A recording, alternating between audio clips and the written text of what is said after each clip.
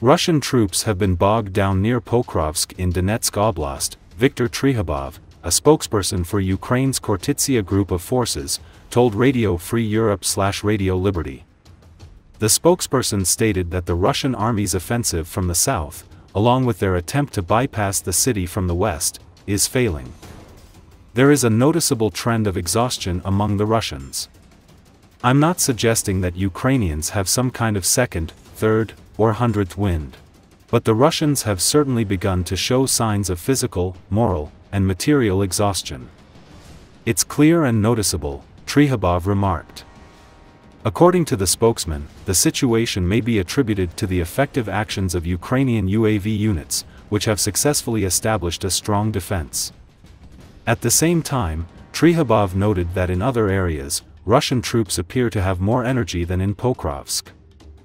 However, with the beginning of the negotiation process between Russia and the United States, there has been a noticeable decline in the motivation of Russian soldiers to fight within the area of responsibility of the Khortytsia grouping.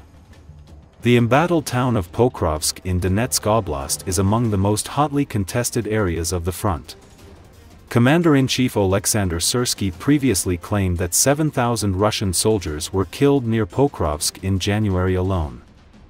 The Pokrovsk city military administration called on the population not to succumb to the manipulations of the city's mayor, Ruslan Trebuchkin, called on the president of Ukraine to conclude peace with Russia and let people live. Trebuchkin addressed in Russian not Russian President Putin, but Ukrainian President Volodymyr Zelensky, calling for peace and letting people live. Vladimir Alexandrovich, the residents of the Pokrovsk community want peace.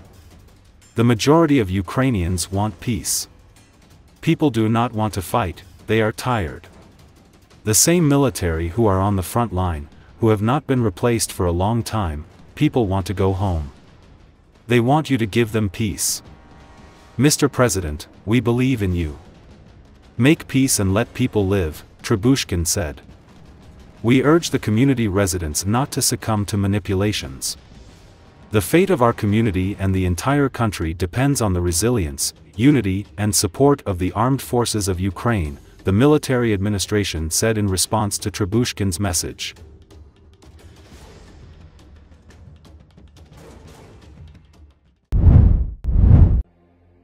North Korea said Friday it had test-fired strategic cruise missiles to demonstrate its nuclear counterattack capability, days after it vowed to respond to what it called escalating US-led hostilities since the start of the Trump administration. The official Korean Central News Agency said leader Kim Jong-un oversaw the missile tests off the country's west coast Wednesday. According to Associated Press, they were the North's fourth missile launch event this year and the second of US President Donald Trump's second term. The launches were designed to inform the enemies, who are seriously violating our security environment and fostering and escalating the confrontation environment, of the North Korean military's counterattack capability in the readiness of its nuclear operations, KCNA said. Kim expressed satisfaction over the results of the drills and said the military must be battle-ready and prepared to use its nuclear weapons, the report said. South Korea's Joint Chiefs of Staff said in a statement later Friday that it had detected and tracked the North Korean launches. It said the South Korean military maintains readiness to repel any potential provocation by North Korea based on the solid South Korea-US military alliance. Trump has said he would reach out to Kim again after they met at 3 summits in his first term. North Korea hasn't directly responded to Trump's overture. The images of the missile test are not independently verified and come from North Korea's official Korean Central News Agency. North Korean state media often report news a day or more after it happens.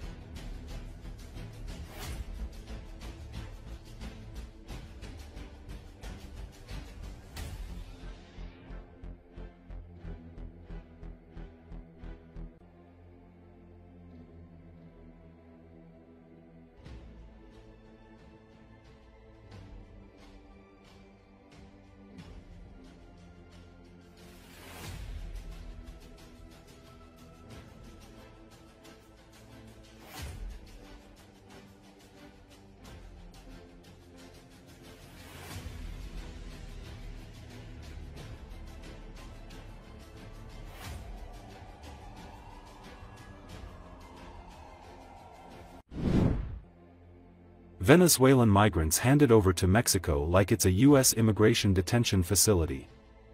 According to Associated Press, families from Central Asia flown to Panama and Costa Rica to await voluntary repatriation to their countries. It all sends the unmistakable message that trying to get to the U.S. border is no longer worth it.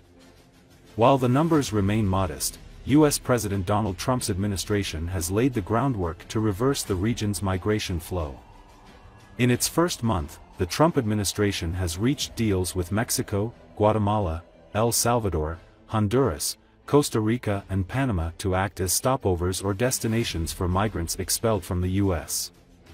But none of the agreements have been detailed for the public, raising concerns about evading international protections for refugees and asylum seekers. Adam Isaacson, a researcher with the Washington-based human rights advocacy organization WALA, suspects many were little more than improvised handshake deals.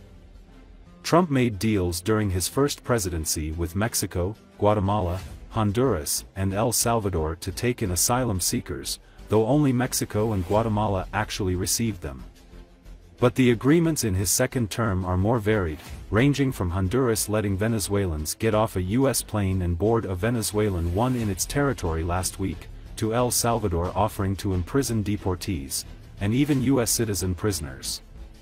The numbers remain relatively small, but images of deportees deplaning in shackles and deportees on the windows of a Panama hotel asking for help where they're held are powerful.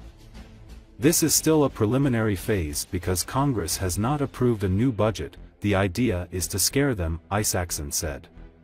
Panama, where more than 500,000 migrants passed en route to the U.S. border in 2023, suddenly became a bridge this month for U.S. efforts to deport asylum seekers. Nearly 300 U.S. deportees from 10 mostly Asian countries were held in a Panama City hotel.